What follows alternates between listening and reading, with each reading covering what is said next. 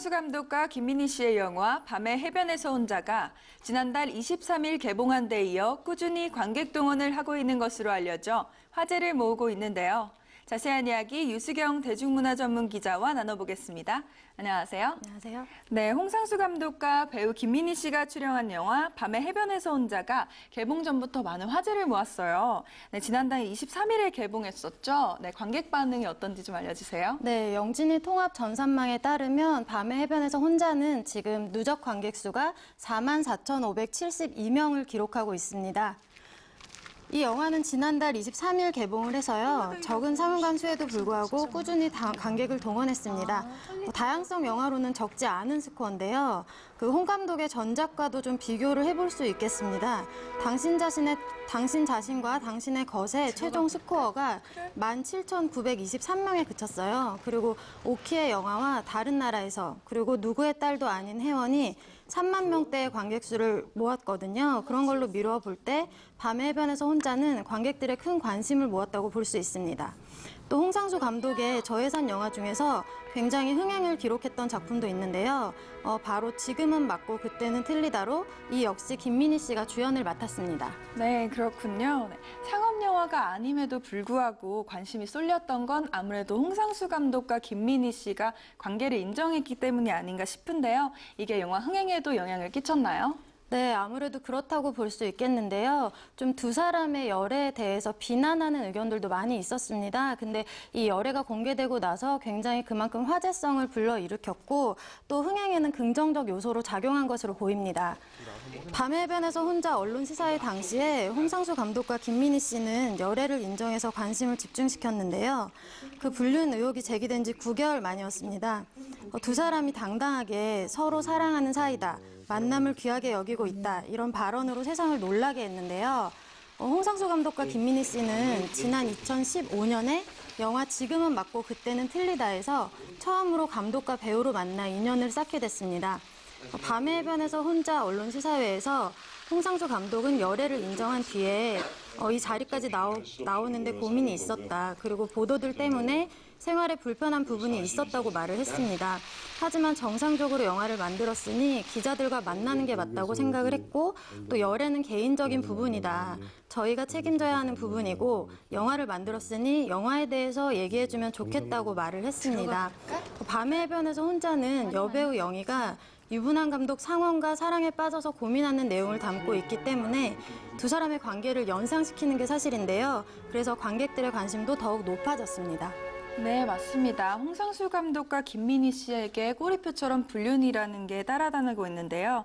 두 사람이 서로에 대한 마음은 인정을 했지만 아직 홍상수 감독은 이혼을 하지 않은 상태죠? 네, 홍상수 감독은 이혼을 원하고 있는데요. 홍상수 감독의 아내가 이혼은 없다는 입장을 고수하고 있습니다.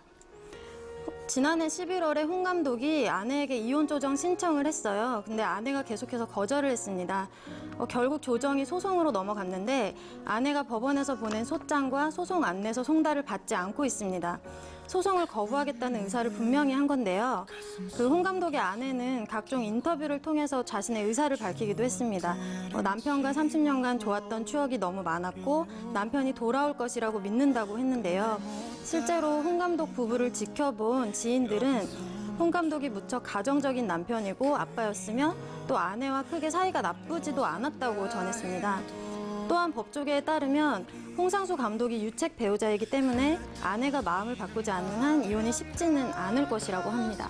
네, 그렇군요. 김민희 씨가 유부남인 홍상수 감독과 그 관계를 이어오면서 일각에서는 협찬이 끊겼다 이런 얘기도 들리고 있는데요. 네, 향후 김민희 씨의 활동 방향은 어떻게 될까요? 네, 당분간은 홍상수 감독과만 작업을 할 것으로 보이지만 김민희 씨가 굉장히 연기력이 물이 올랐기 때문에 주류 영화로 복귀할 가능성도 배제할 수는 없습니다.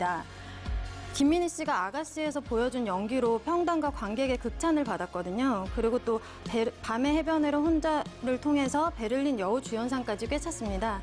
그래서 영화계에서는 김민희라는 배우가 이렇게 사생활에 발목이 잡혀서 이대로 주저앉지 않기를 바라는 사람이 굉장히 많습니다. 또 실제로 많은 감독들이 김민희 씨와의 작업을 희망하고 있는데요. 김민희 씨에게 시나리오를 전달하고 싶어서 굉장히 애쓰는 감독들도 많이 봤습니다.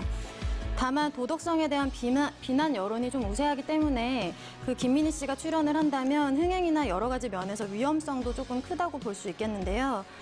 김민희 씨의 해외 진출도 점쳐볼 수 있을 것 같습니다. 그 베를린 영화제 수상을 발판 삼아서 유럽으로 진출할 가능성도 없지 않아 보입니다. 해외 진출을 말씀을 하셨는데 홍상수, 김민희 씨가 칸 영화제 초청 가능성이 점쳐지고 있다고 해요. 네, 외신이 굉장히 칸 영화제에 참석을 할 것이라는 얘기를 많이 내놓고 있는데요. 그 초청 가능성이 굉장히 높은 것으로 보고 있습니다. 감독의 20번째 작품인 클레어의 카메라는 고등학교 파트타임 교사이자 작가의 이야기를 그립니다. 지난해 5월에 김민희 씨가 아가씨로 칸 영화제를 찾았을 때 홍 감독도 함께 프랑스 칸을 찾아서 촬영을 했습니다. 프랑스 배우 이자벨 위페르가 출연을 하고 그 한국 배우로는 김민희 씨와 정진영 씨 등이 출연을 합니다. 그 홍상수 감독은 지금까지 경쟁 3회를 포함해서 모두 5번 칸 레드카펫을 밟았거든요. 그야말로 칸이 사랑하는 감독입니다. 만약에 클레어의 카메라가 올해 칸 영화제 경쟁 부문에 초청이 된다면 이제 김민희 씨는 2년 연속으로 여우주연상 후보에 오르는 셈입니다. 그렇군요. 네, 해외에서는 영화로, 국내에서는 배우와 감독의 스캔들로 홍상수 감독과 김민희 씨에 대한 관심이 굉장한데요. 과연 홍상수 감독의 신작 클레어의 카메라가 칸 영화제에 초청돼 김민희 씨에게 여우주연상을 안겨줄 수 있을지가 궁금해집니다. 그럼 유수경 기자와는 여기서 이만 인사드릴게요. 네, 감사합니다.